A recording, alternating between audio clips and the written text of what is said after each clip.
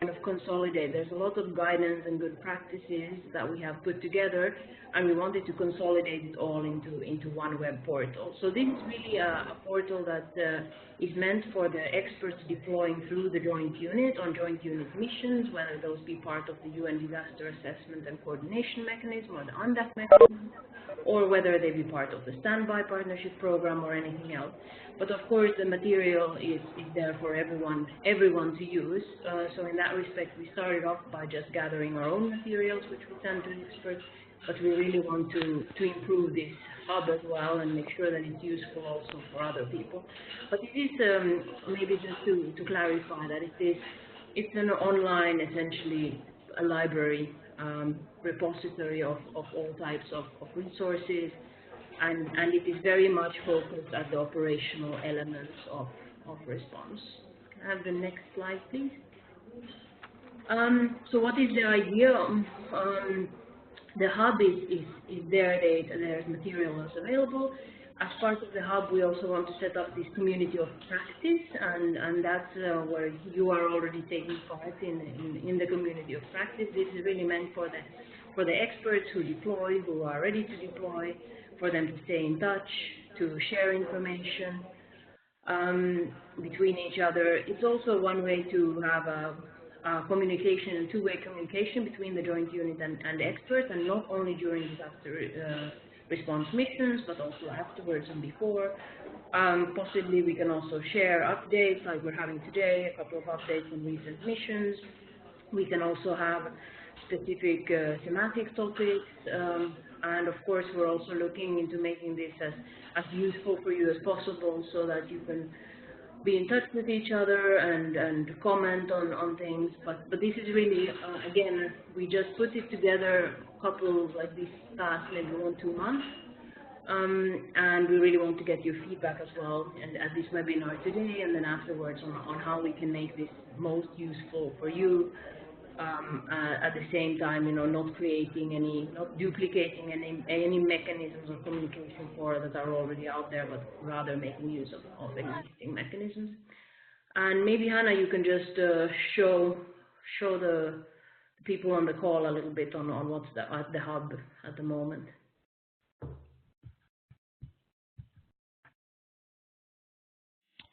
Great, thanks very much, Emilia. So I'm going to now show you all our website. I hope you can all see it. So you can visit it at eecenter.org/eehub. And as you'll see here, this is also a work in progress, but we've tried to streamline things so you have various tabs.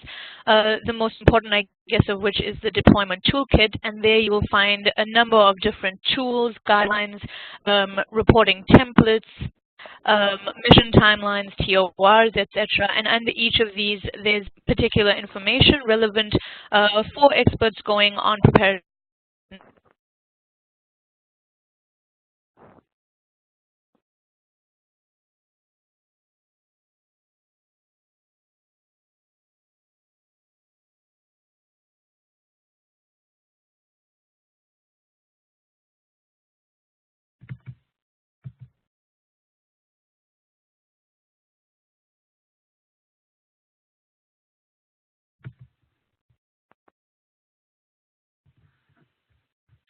Then I'll go on to, so here you see the online trainings. Here we also have a tab for the community of practice, and this will continue to be developed, and we're looking to get all your input and feedback on what we've developed thus far, but also on ideas on moving forward and ideas for the community of practice, which we'll discuss in a couple minutes as well. So you can browse through our website as it is right now. As we mentioned, there is quite a bit still more that we're planning on adding to it, and we're hoping to also get input from partners who are working specifically on environmental emergencies as well, and who would like their work or particular updates to be featured through our Environmental Experts Hub. So essentially, it's aimed to be a place where environmental experts can find all types of useful information, tools, guidelines, training courses, etc., in preparation for their missions in the field. So I think I'll leave it at that, and we can discuss a little bit further the website, etc., once we get to our discussion at the end of the webinar. And Hannah, just maybe one thing to add here. We're also looking kind of we have to balance very much between keeping it operational and having the key guidance there, and as well as kind of adding all the useful stuff. So what we really want to do is we don't want to duplicate any existing information platforms, but rather link to them and then guide the experts so that they know which platforms to go to for what type of information. So that's kind of the plan. But we can discuss this more, and back to you, Hannah. Great, thanks so much, Amelia. So I'm going to now hand over to and introduce our first expert who's going to be sharing with us his experiences in the field, and that's Laurent. And Laurent has been to Armenia and Dominica recently, but today he'll be sharing his experiences in Armenia with us. And Laurent is a chemical engineer, and he has experience on disaster waste management as well as hazardous material and humanitarian emergencies. So Laurent, I'm going to pass it over to you to share your presentation with everyone today. Okay. Okay, just checking how to share now. Just a second. Yeah, I can just add that I was not only in Armenia and in Dominica, but also in Ukraine 3 times this year for OCHA. Why it's not coming now? My screen here. So Laurent, I just made you a presenter, and you should be able to just click on the button to launch the sharing of the screen. Okay, yes, right. Here it is. I don't know why it's a bit slow. Is it coming?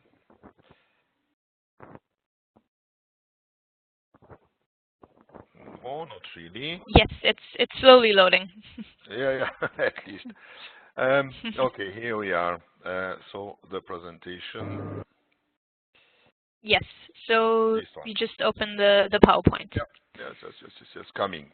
So I mean, just a few words. So in Armenia, we had a fire in a old and almost abandoned, very large chemical factory, which was at that time one of the largest synthetic rubber factory in the Soviet Union. So I mean, it's something quite important.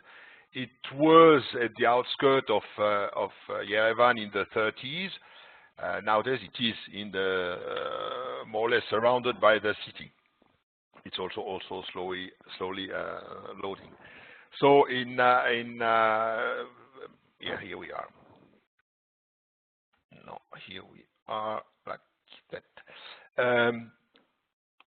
Just to make it short, because it's quite important. In fact, the company stopped really working at the collapse of the Soviet Union in the early 90s. It was several times privatized. Imagine that, I will show you the map later. I mean, 130 hectares, up to 15,000 workers. It was privatized first in small pieces, then it was more or less in bankrupt, then it went back to the state, that it was privatized again, and then it is since last November, so for a year, it is in hand of the Ministry of Justice as a bankrupt company. So this is the fire which started late August. You can see 6 quite large vertical tanks containing a mixture of products a bit complex, burning and emitting a lot of smoke. We have been asked to go for the chemical risk assessment, meaning not only just for the fire, but also for all the chemicals still stored on site. So,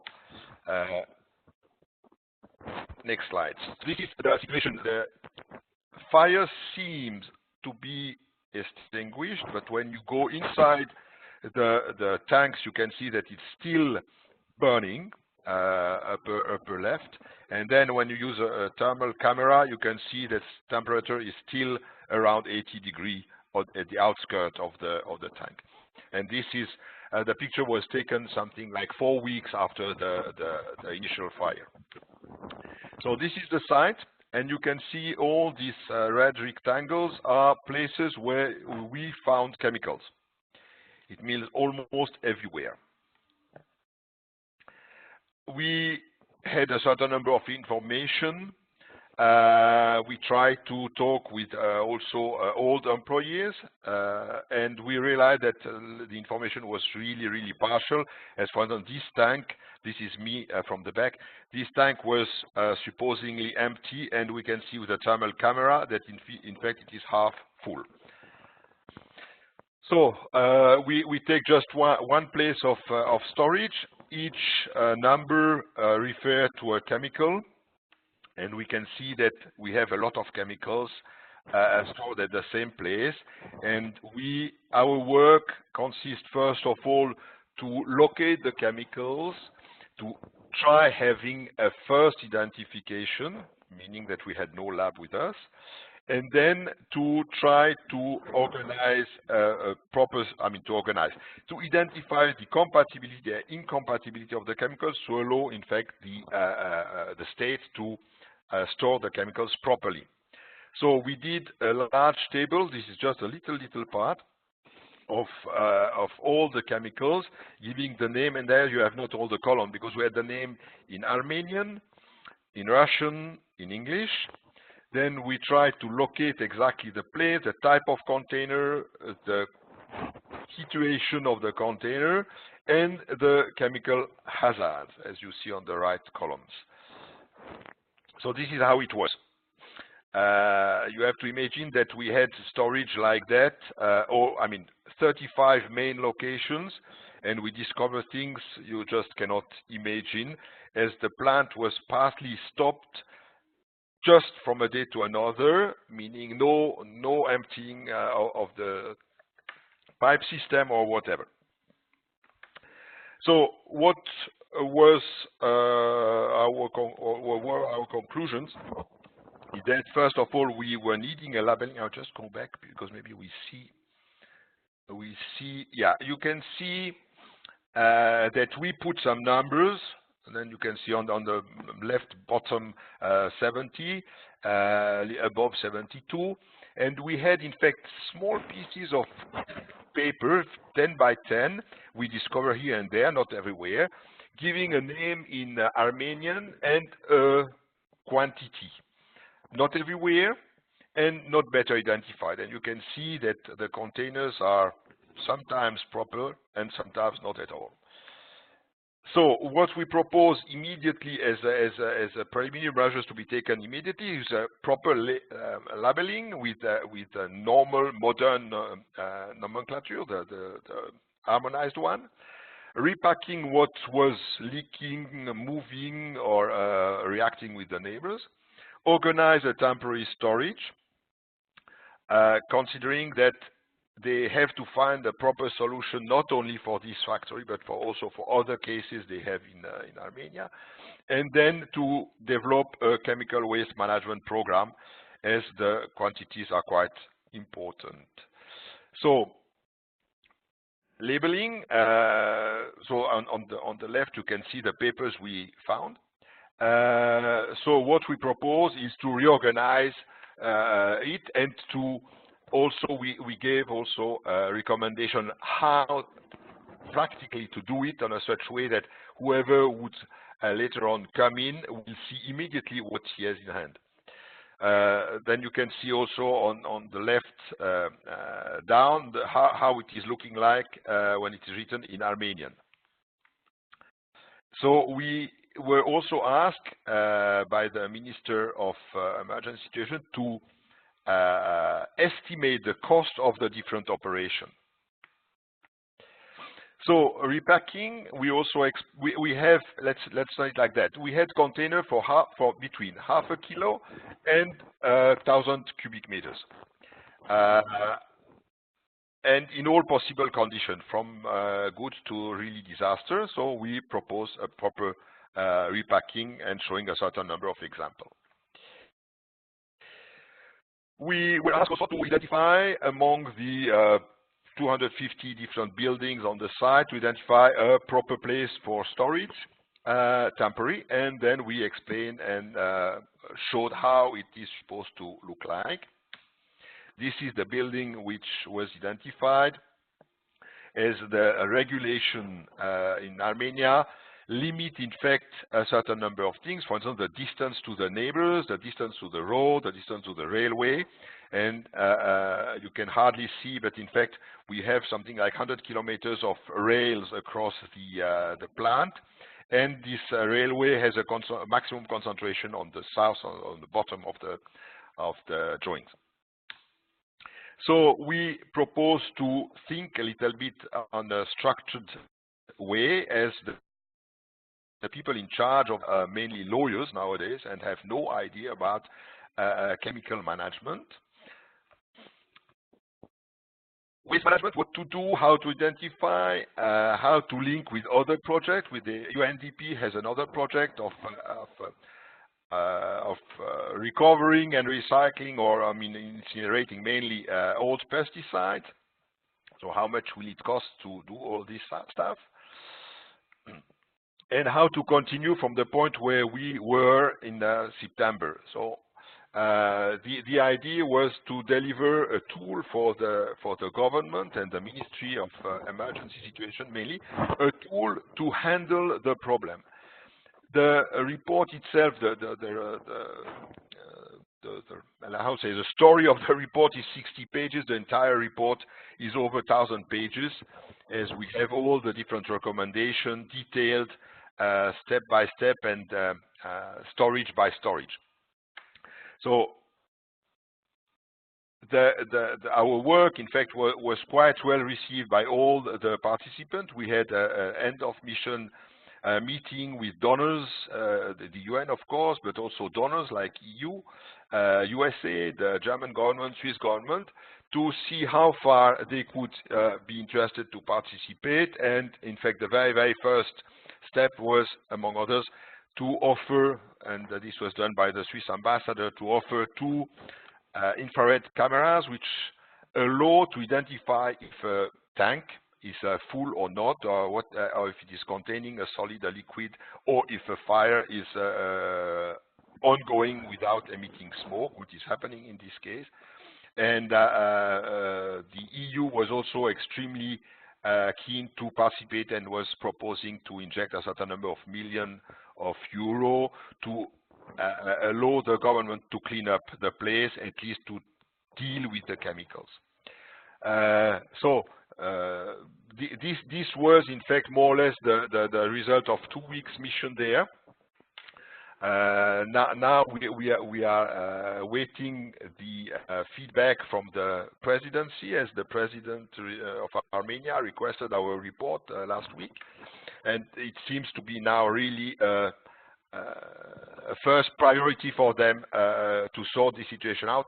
The dwelling areas are really just surrounded the plant, and people are starting to be a little bit unhappy with the risk which exists. So we did also, it's not reported here, but we did also a certain number of estimate of propagation of gases, of heat, in case of accident, to define, in fact, which area are the most problematic.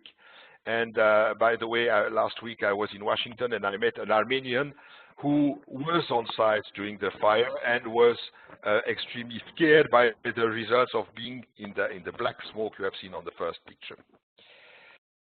This is concluding my presentation. Fantastic. Thank you so much, Laurent.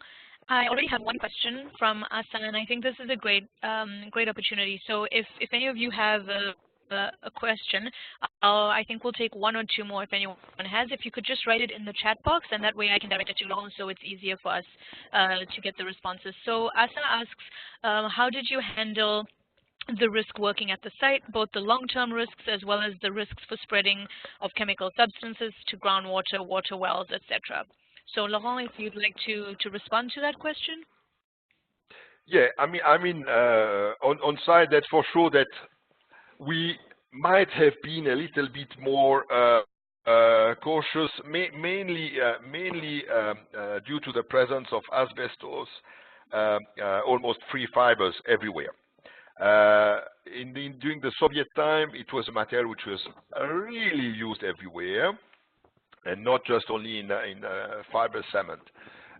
It was used as also in the different material, really from glue to bricks, just name it. And the age of the material and so the context also of or looting and so whatever mean that for sure you have fibers, asbestos fiber more or less everywhere. But there is also a limitation. You cannot arrive on site equipped with the scaphandre when people are living on the site. So there is a compromise. Besides that, the large majority of chemicals, whatever was already volatile, like the different solvents which are stored on site, like benzene or toluene or such kind of things, whatever had to be volatilized was already gone. Now our mission was not, because in 2 weeks it would not be possible, to assess the impact on the groundwater, soil, and so whatever. I mean, a company which has been working for almost 100 years, like that, can see the soil of the plant itself and the surrounding area highly polluted by all possible kind of organics, but also different kind of heavy metals and other mineral material, knowing that they use a lot of catalysator, which are quite toxic. We also propose as a plan to assess, in fact, in detail the area, meaning also considering the dispersion of the smoke during the operation of the plant. It's a very large story. It's something which will cost a few million and takes most probably 1 or 2 years, so it was not the aim. In terms of groundwater, Armenia is, in this area, it is quite poor in groundwater. For sure, there is some contamination, there is no doubt.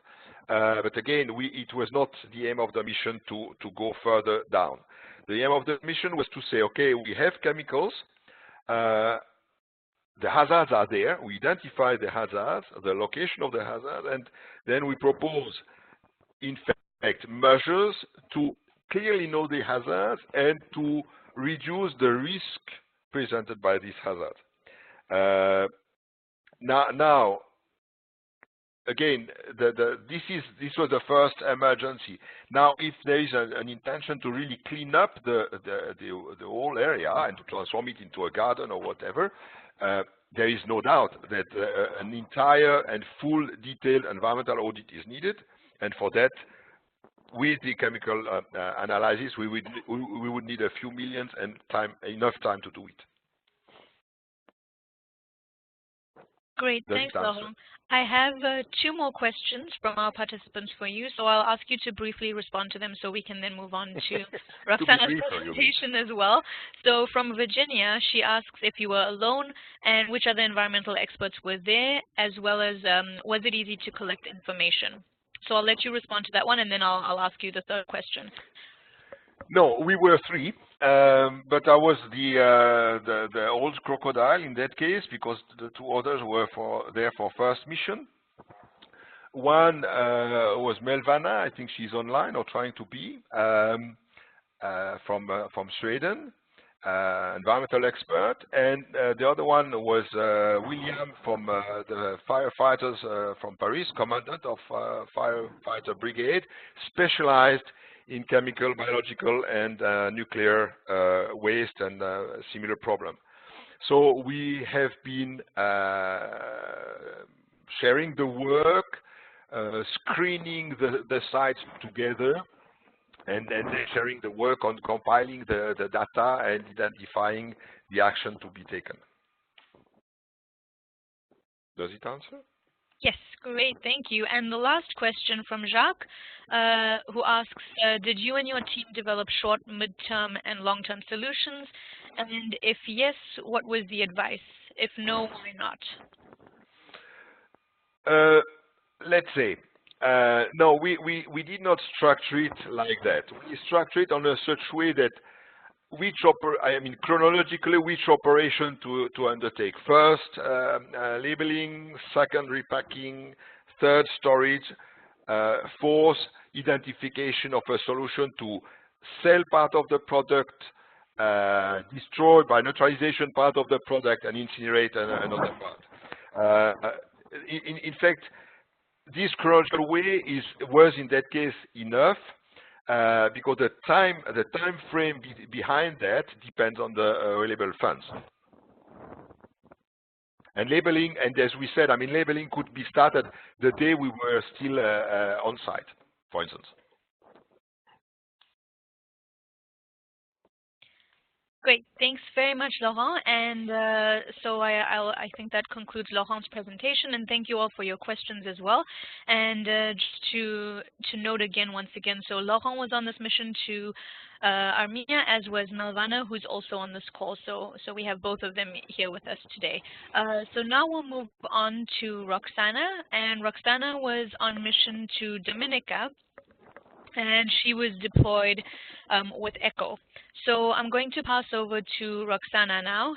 I hope she's still on the call, Roxana. And Laurent, I'm going to ask you to stop sharing your screen so that Roxana can see. Yes, I'm definitely trying to do that. Yes, I press on the button. Yes. Which is here. Up. Now you must be. Stop sharing here. Tack. It's turning.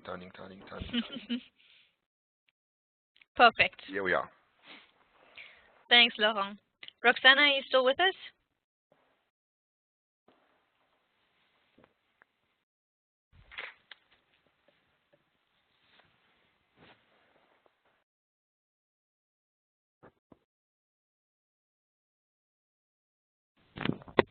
Roxana? Hello, yes, do you hear me? Hi, yes, we hear you. Oh, okay. Okay, I will share my screen. Perfect, thank you.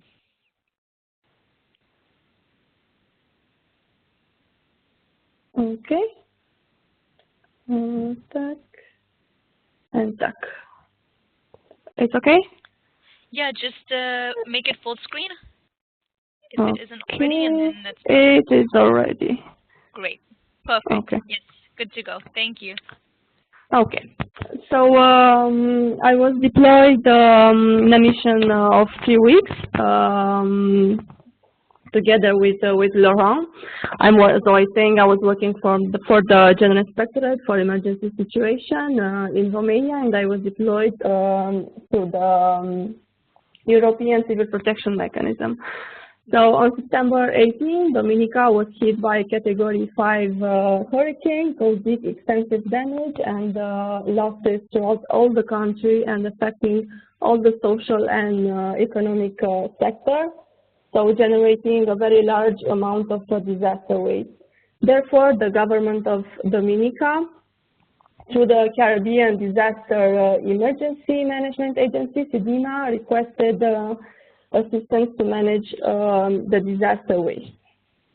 So one of the main objectives of the mission was to conduct an overall assessment of all the disaster waste situation and to identify specific risks to human health and to environment, to assess the existing local capacity to address disaster waste management issues, and to identify further needs for technical assistance, as well as recommendation on the short, medium, and long term. So in order to cover all these objectives, the team did field assessment and interview in Roseau, but also in the rest of the country, within communities and the most important city centers. So with the housing, okay. Okay. So the housing sector was one of the most damaged, approximately 19% of the housing stock at different level of destruction. This is the aerial image of one destroyed area from Roseau. Some areas were more affected than others, allowing to especially identify concentration of disaster debris.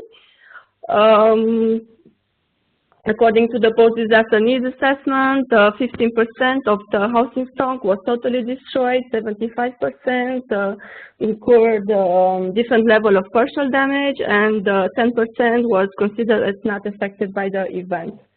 So we could identify a very wide variety of different types of disaster waste, like, for example, a lot of household waste, like broken furniture, carpentry, walls, different type of roofing materials. The tourism infrastructure was also destroyed. This is a hotel, for example. This is a hotel that was not this was not functioning.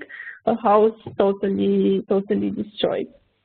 The community center that resisted quite well, and the bus stop. We also could identify domestic appliance mixed with other type of debris deposed on empty spaces or on the side of the road, trashed vehicles. There are also, the community started sorting the waste, the one that could be reused or recycled. Not all of them. Like, for example, in this picture, they were already starting to reuse the wood for the reconstruction. So the damage to the environment was also very high, with 18 to 90% of environmental resources significantly affected. Most importantly, the agriculture sector. The forest was stripped of leaves, and the damaged and broken trees were widespread throughout all the island. This is a very zoomed photo showing the trees. This is a rainforest. You can see the green is coming back very quickly, and this is a waiting line to get the water from a spring. The island maintenance sharing caused also a lot of landslides in the high areas, but also in the low areas, destroying a lot of infrastructure, industrial facilities, blocking the road, like in these pictures. Okay. Maria's impact on the waste management system was very significant, overwhelming the local existing capacity of such a small island, but also destroying the existing facilities.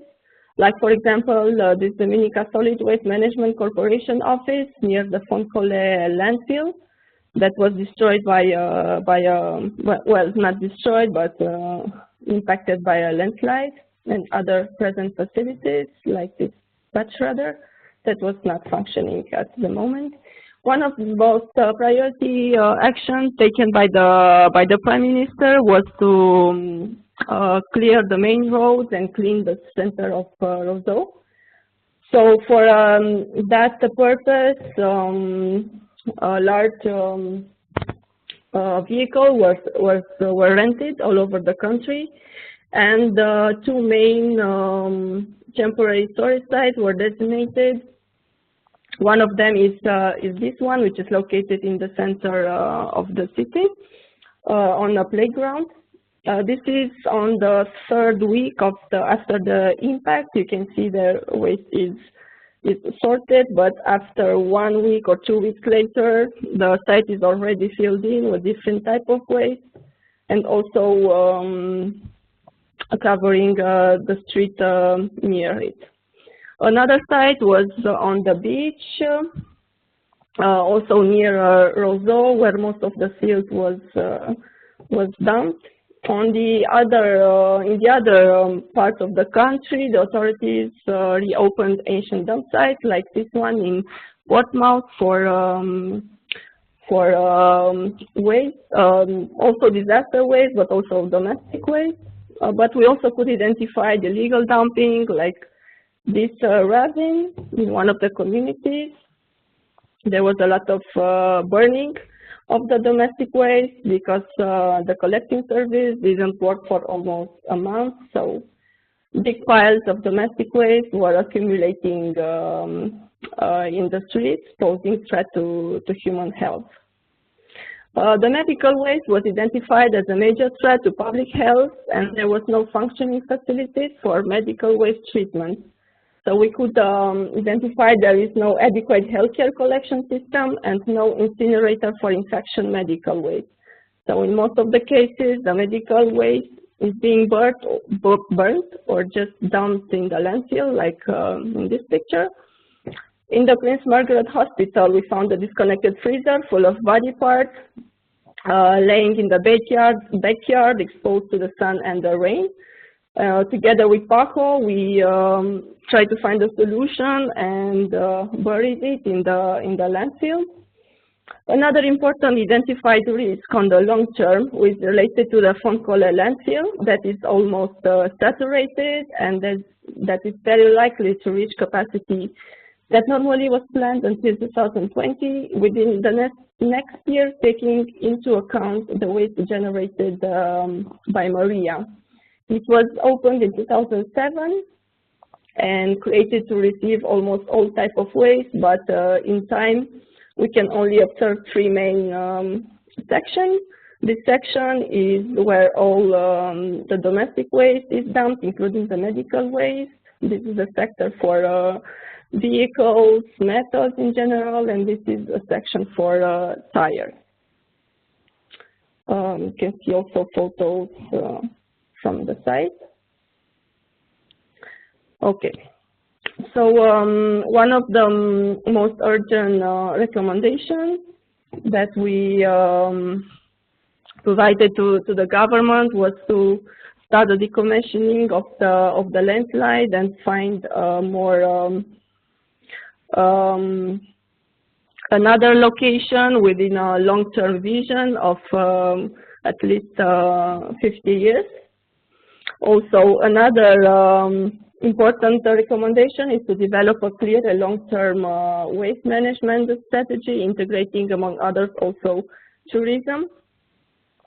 So this strategy has to be a concept of a national waste management covering all types of waste, like domestic, hospital waste, hazardous and disaster waste, and should also include the sorting strategy and develop emphasizing on sorting, reusing, and recycling. Another recommendation, very important recommendation, as we can see, there was a lack of disaster waste contingency planning. So disaster waste management plan must be developed and integrated into the waste management and disaster preparedness master plan. So it must include, among others, temporary storage sites, priority equipment and available capacity within the most exposed communities, pre-establish contracts for future debris removal and recycling options. They also have as a critical recommendation is also to consider biomedical waste as a potential hazard, requiring more rigorous management and disposal standards. And of course, ensure that waste management becomes a priority, allowing the country to harness economic opportunities.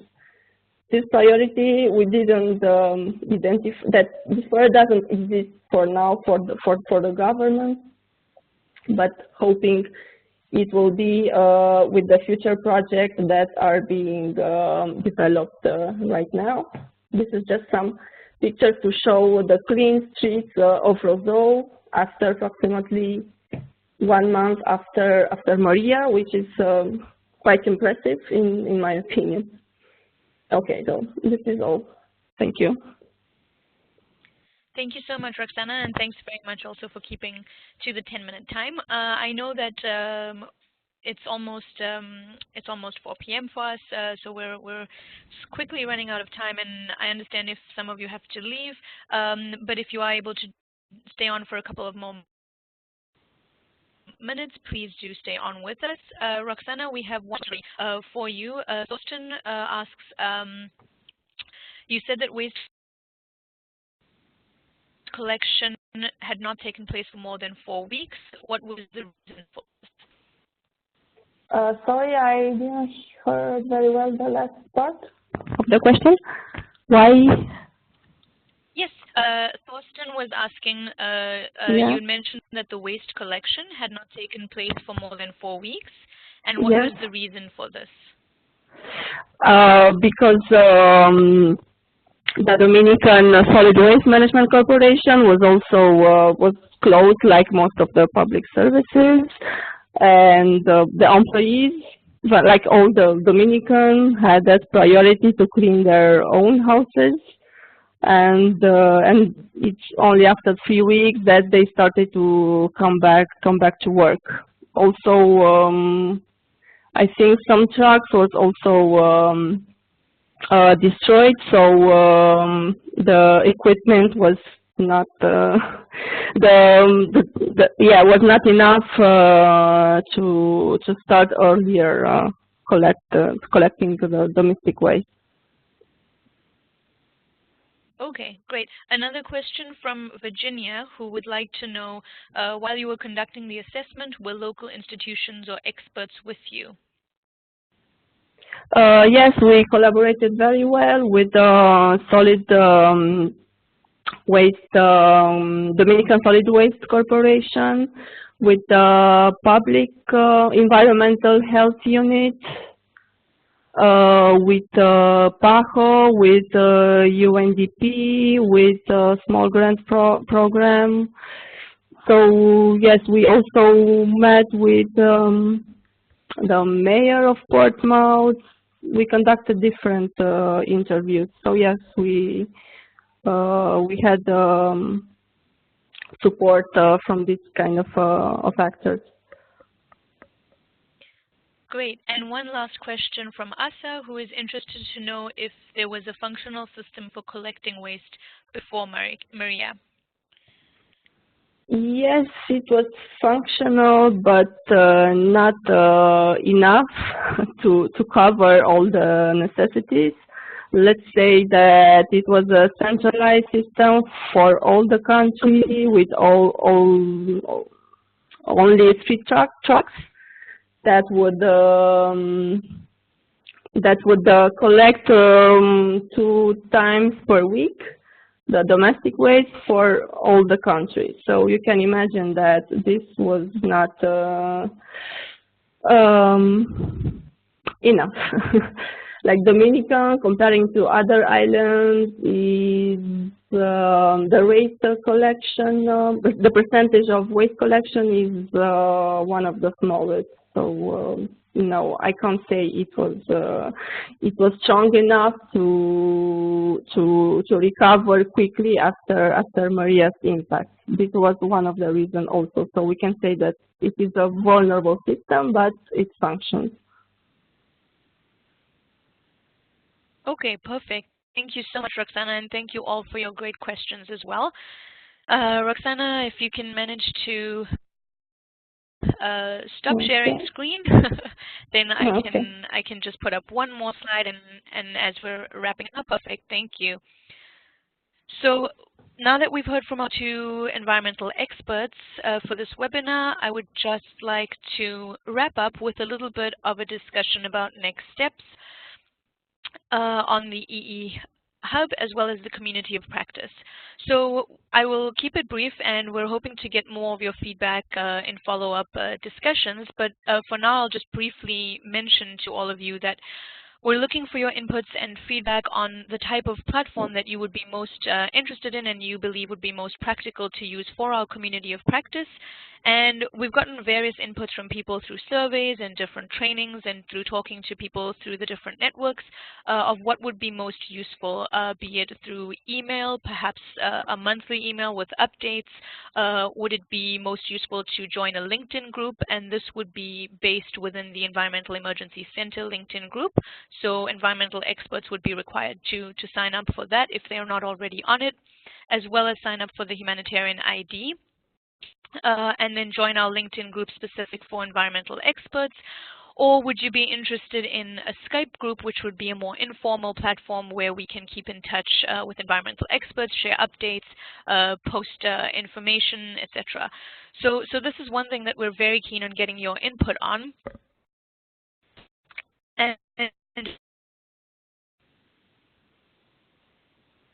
if anyone has any immediate comments, that would be fantastic. But I do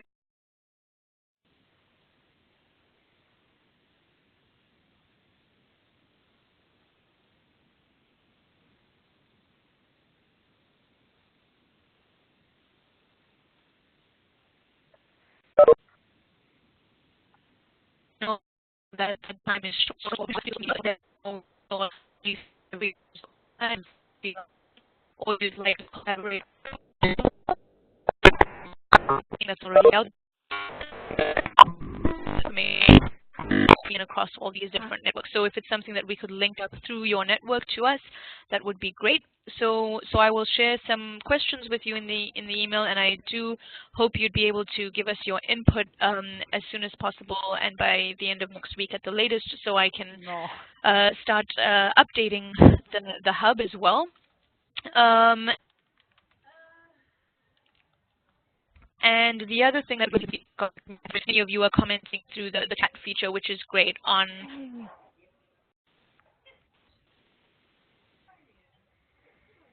what you would prefer. And then we'll start a survey monkey to you all to get some inputs, and then we can start fine-tuning both the hub and the community of practice later this year, later next year. So that's on next steps. So we really are looking forward to getting all your inputs on both the hub and community practice on any and all fronts. So please do share with us your thoughts, because really, I mean, this is about us and connecting all the experts together and making it the most efficient and effective platform for all the work that you do. And also just to let you know, if there is interest and if people are interested in particular topics, etc., we also are keen to have several webinars per year. So we will have a few more webinars next year. So if there is a particular topic of interest to you, or if you have a particular environmental expert in mind who you think would be great to feature on a future webinar, please do share that with us as well. And if there's any other information that you'd like to see on the hub, as I already mentioned. So I think I see a lot of comments coming through on the chat right now, so I'm going to try and get back to that. So thank you all for your inputs, for the LinkedIn votes, the votes for various other platforms. Does anyone want to comment briefly? You would just have to unmute yourself if you have any last-minute comments.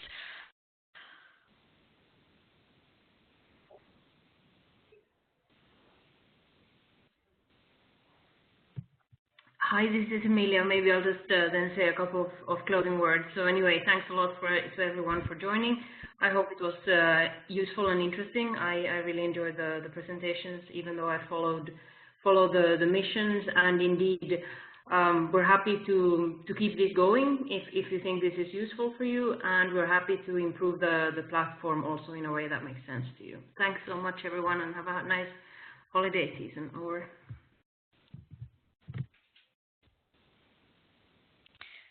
Thanks so much. Thank you, everyone. And I'll keep the chat open for 1 or 2 moments. You can all put your inputs. But for now, I think that's a wrap. So thank you all very much for joining us. We had a really great turnout, and we're very excited to keep working on our Environmental Experts Hub and building our community of practice. Thank you all, and have a great rest of the day. Take care, everyone. Bye. Bye. Bye-bye. Bye. Bye, everyone. Thank